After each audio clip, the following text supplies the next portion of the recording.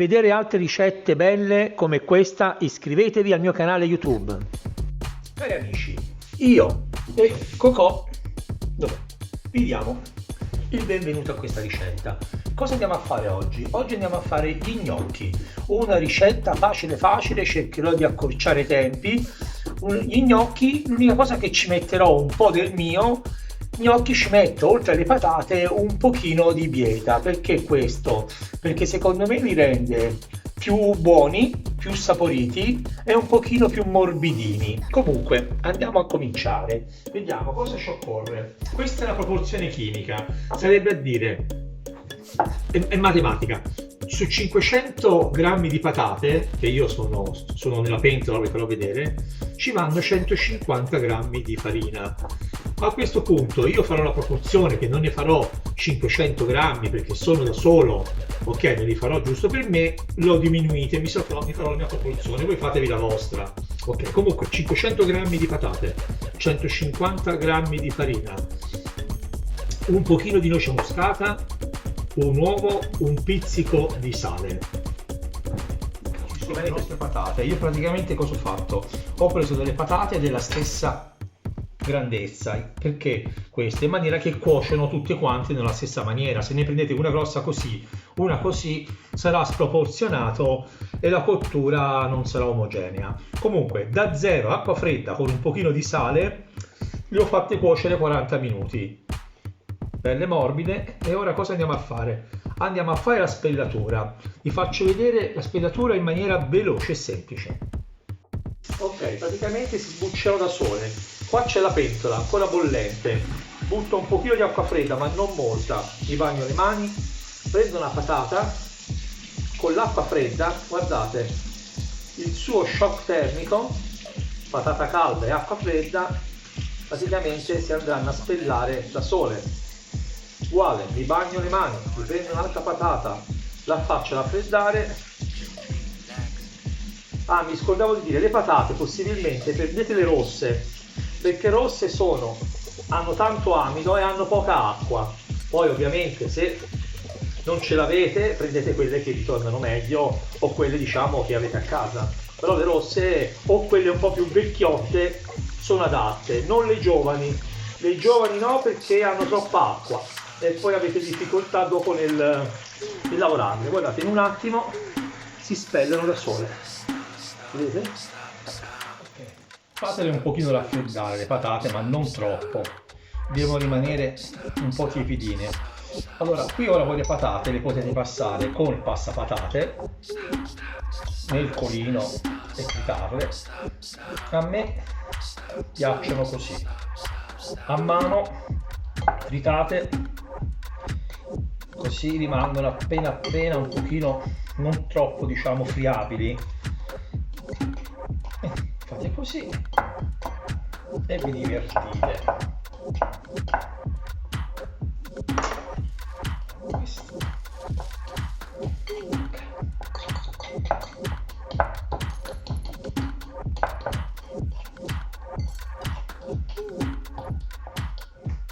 Ok, a questo punto io ho preso la bieta, l'ho bollita e l'ho fatta tutta a pezzetti e la metterò insieme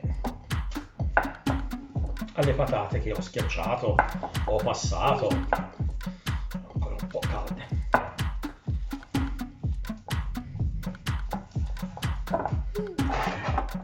Io già qui ci andrò ad aggiungere nel momento giusto un pochino di noce moscata, un pochino di sale, un pizzichino di sale,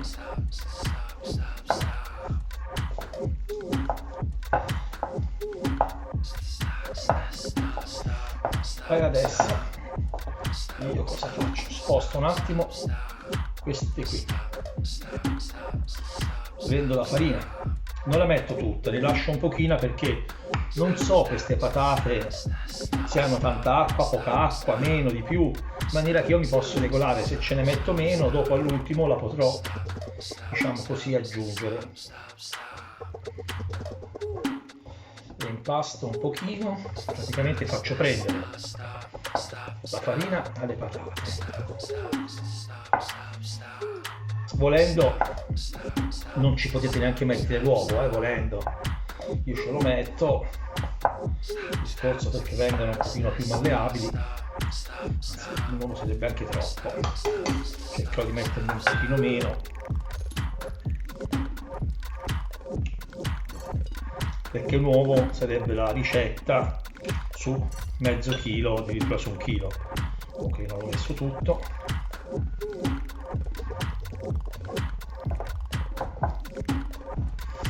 L'impasto degli gnocchi non vanno troppo impastati, diciamola così, il giusto necessario, perché altrimenti più le impastate più gli date forza e più dopo diventano duri. Okay, un altro po' di farina.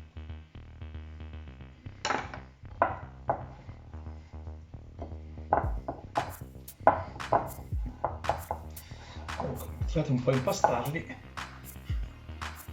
Ok, dopo un po' ve lo portate con molta delicatezza sulla base.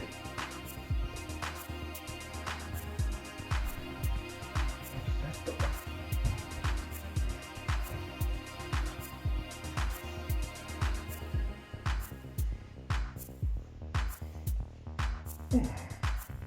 Ok, mi sembra che ci siamo. Vedete, è omogeneo. Guardate che bellino. E ora passiamo a fare i bigolini. Ho lasciato la mia pallina riposare un quarto d'ora. E ora che facciamo? Un pochino di farina di semola sotto e facciamo i bigoli. Guardate. Cominciamo.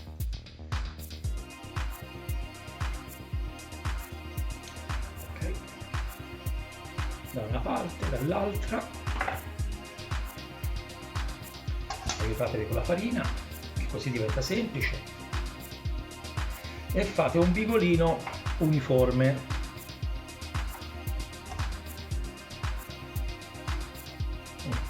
O quasi. E cominciate. Tac. Farina, via. Allora. Schiacciate.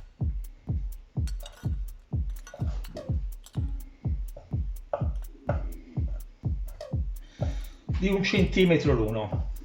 Guardate che bellezza che sono, guardate.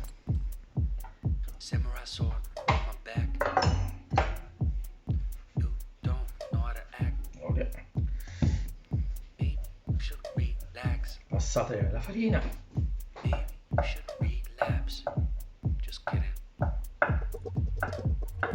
Ok. Ora qui avete due scelte. Una di usarli così, già pronti, in questa maniera, perché questo, la riga si fa se voi volete, fate un bel sugo e volete che questo sugo, diciamo, venga preso dallo gnocco. Comunque, non c'è problemi, se voi volete fare la riga, o prendete riga gnocchi, oppure semplicemente fate così, prendete una forchetta, guardate, ed ecco la riga. E fate in questa maniera. Io in questo caso, siccome li farò burro e salvia, non c'è nessun problema per la riga. Metteteli su un canovaccio un po' distanziati e lasciateli asciugare almeno una mezz'oretta. Ok? Vi farò vedere un altro, questo qui apposta per la mia amica Jessica, che non è stata in grado o ha sbagliato le dosi. Vedete? Ok, il bigolino. Il bigolino non vi preoccupate se al millimetro non è preciso. Guardate, bellino che è venuto, anche se 1 millimetro più grosso da una parte, da un'altra, sono gnocchi, non importa. Poi, questo pezzetto che mi dà fastidio, cominciate.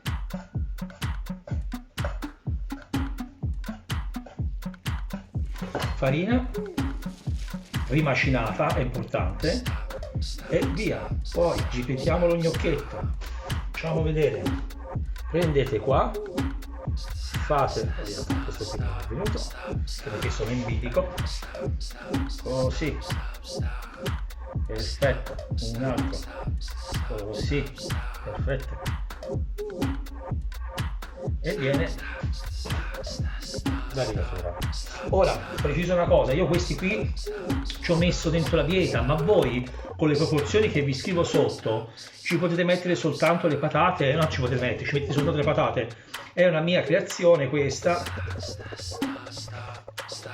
Ok, io ho preso qualche foglia di salvia fresca, del burro danese di quello salato, un po' di noce moscata e il pepe quando lo trovo,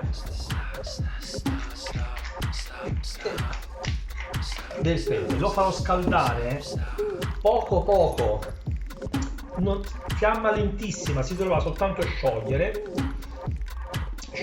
e rimanere su questa temperatura, diciamo pianino per 4-5 minuti. Nel frattempo ho spento con un po' d'acqua, sale e un pizzico di olio.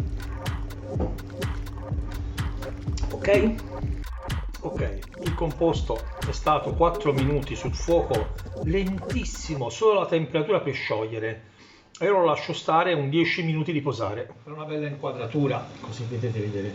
Quando bollono li buttate dentro, perfetto, io ne butto pochi perché è importante, muoveteli subito, se no si attaccano al fondo, ma muoverli un solo colpo e stop. Ora sì, si dice che sono pronti gli gnocchi quando vengono a galla. No, quando vengono a galla richiamano la vostra attenzione, perché tra gnocco e gnocco è differente la cosa. Allora, il mio consiglio è, quando vengono a galla, assaggiate. Se dovesse essere pronto, bene. Se ci vuole ancora qualche secondo, dateglielo, un minuto, dateglielo. Perché da gnocco a gnocco è diverso. Volevo fare la battuta da gnocca, però è meglio limitarsi.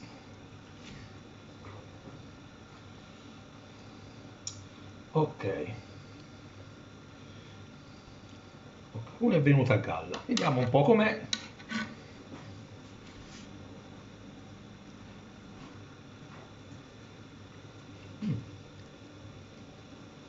In questo caso ci vuole qualche secondo in più, come avevo annunciato o preannunciato, perché da uovo a uovo, se ci metti l'uovo, se non ce lo metti, insomma è completamente differente. Allora, benissimo.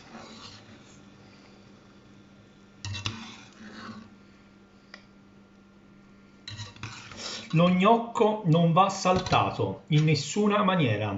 Lo gnocco si prende, si mette nel sugo o si mette nel piatto e sopra il sugo, come voi volete, ma non va saltato assolutamente in nessuna maniera. Ok, ci siamo. Gnocco. Un pizzico di pepe, l'ho scordato. E devo dire che, guardate qui che bellezza, guardate qua,